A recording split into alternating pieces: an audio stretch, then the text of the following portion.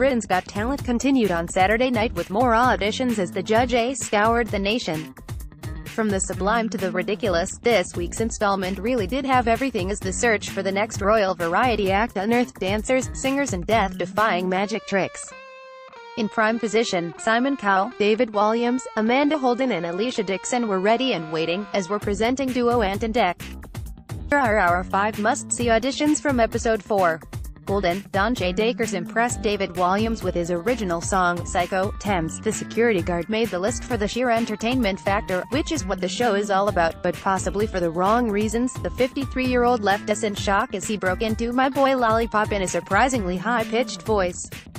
His jovial auditions managed to get presenters Ant and Dec dancing in the wings, but ultimately, it was nowhere near enough for the next round. In fact, poor Brian didn't even make the end of his song thanks to 4 red buzzers, and then 3 no's to confirm it. Ellie and Jackie, the South Korean duo, marked the return of quick change acts to proceedings this year, with everything from Inspector Gadget to James Bond to Pretty Woman. The married couple, performing on their 4th wedding anniversary, impressed the audience and the judges with their film-themed act, especially the last few costume changes which left us all spellbound.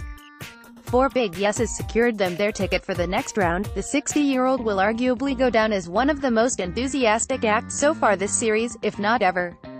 Bounding about on stage, the double-A man performed an original song titled Wiggle Wine while gyrating quite a lot. The audience were soon on their feet, Ant and Dec were wiggling in the wings and the crew jumped up for a dance.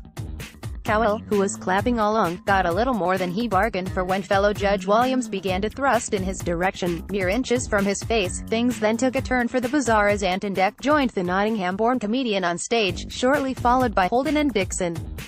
Cowell, of course, refused to give up, so Donche made sure to stop by the desk and was soon in shock as Walliams hit the golden buzzer. Cowell suggested that we could have just seen the show winner, so this was presumably filmed after he hit his buzzer. Much like the Missing People's Choir last year and the Be Positive Choir from earlier in the series, the D-Day darlings all have a strong connection with each other, this time military history, with veteran relations.